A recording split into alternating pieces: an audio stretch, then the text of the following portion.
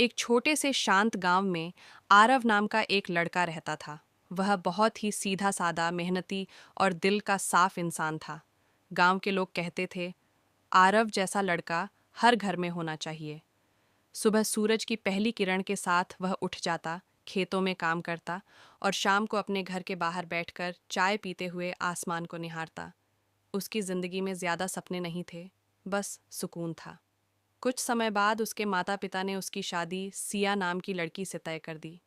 सिया नाम की ही तरह बहुत ही कोमल स्वभाव की थी, समझदार, शांत और हर बात में संतुलन रखने वाली। शादी बड़े सादे तरीके से हुई, लेकिन खुशियां दिल से थीं। शादी के बाद दोनों की जिंदगी जैसे खिल उठी। सुबह सिया चाय बनाती, आरव मुस्कुराते हुए कहता, तुम्हारे हाथ की चाय में कुछ अलग ही स्वाद है। और सिया हंस देती। दोनों छोटी छोटी बातों में खुश हो जाते। गांव के लोग उनकी जोड़ी की मिसाल देने लगे। लेकिन कहते हैं ना, हर खुशी की परीक्षा ज़रूर होती है। एक दिन आरव के कुछ पुराने दोस्त उससे मिलने आए। सब हंसी मजाक कर रहे थे। फिर बात शादी पर आ गई। एक दोस्त ने हंसते हुए कहा, देख भाई, बीवी से कभी कुछ मत छुपाना, सब सच सच बता देना, तभी रिश्ता मजबूत रहता है। दूसरे ने भी हामी भरी, हाँ, शादी भरोसे पर चलती है। आरव ने बात को दिल पर ले लिया। उसने सोचा, सच बोलना ही तो सही है। अगर मैं साफ दिल का हूं तो सब कुछ साफ बता देना चाहिए। उस रात घर में हल्की सी पीली रोशनी जल रही थी। सिया चुपचाप बर्तन समेट रही थी। आरव ने कहा, सिया, मुझे तुमसे कुछ कहना है। सिया मुस्कुराकर उसके पास बैठ गई। क्या बात है? आरव ने गहरी सांस ली। शादी से पहले मुझे किसी और से पसंद थी। सिया के हाथ हल्के से रुक गए, पर उसने कुछ नहीं कहा। आरव आगे बोला, कभी कभी मुझे लगता है कि मैं शादी से पहले अकेले ज्यादा खुश था। अब सिया की आंखों की चमक हल्की पड़ गई, लेकिन आरव रुका नहीं। उसने तीसरी बात भी कह दी, अगर जिंदगी में मौका मिला तो मैं अपने सपनों के लिए कहीं दूर चला जाऊंगा। कमरे में सन्नाटा छा गया। सिया कुछ पल तक चुप बैठी रही, फिर हल्की सी मुस्कान के साथ बोली, ठीक है, अच्छा है कि तुमने सच बता दिया।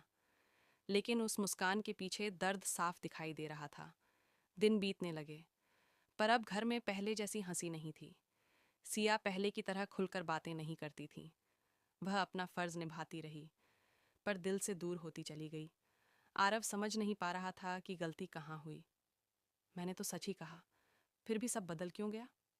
एक दिन गांव के बुजुर्ग दादाजी ने उसे बुलाया। उन्होंने शांत आवाज में पूछा, बेटा, परेशान क्यों है? आरव ने सब कुछ बता दिया। दादाजी कुछ देर चुप रहे, फिर बोले, बेटा, सच बोलना अच्छी बात है, लेकिन हर सच बोलना जरूरी नहीं होता। आरव ध्यान से सुन रहा था। दादाजी आगे बोले, कुछ सच्चाइयां ऐसी होती हैं जो सामने वाले के दिल को बिना वजह चोट पहुंचा देती हैं। रिश्ता भरोसे से चलता है, लेकिन भरोसा सिर्फ सच से नहीं, संवेदनशीलता से बनता है। अगर तुम्हारा अतीत खत्म हो चुका था, तो उसे फिर से जिंदा करने की क्या जरूरत थी? आरव की आंखें भर आईं। उसे एहसास हुआ, उसने झूठ नहीं बोला, लेकिन उसने सिया के दिल का ख्याल नहीं रखा। वह तुरंत घर लौटा। सिया आंगन में बैठी थी।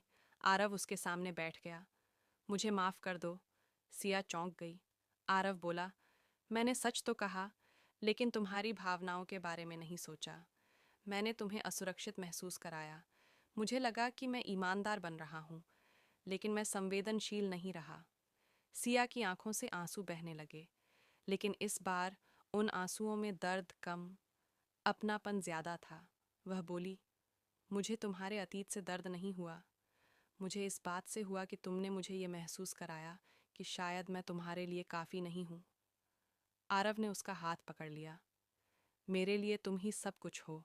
अब मैं समझ गया हूँ, रिश्ते सिर्फ सच से नहीं, सम्मान और सोच समझकर बोले गए शब्दों से चलते हैं। उस दिन के बाद आरव ने एक बात हमेशा के लिए सीख ली, हर सच बोलना ज़रूरी नहीं होता, लेकिन हर शब्द सोच समझकर बोलना बहुत ज़रूरी होता है, क्योंकि शब्द दिल को जोड़ भी सकते हैं और तोड़ भी सकते हैं। अगर आप भी मानते हैं कि रिश्तों में संवेदनशीलता ज़रूरी है, तो इस कहानी को ज़रूर शेयर करें।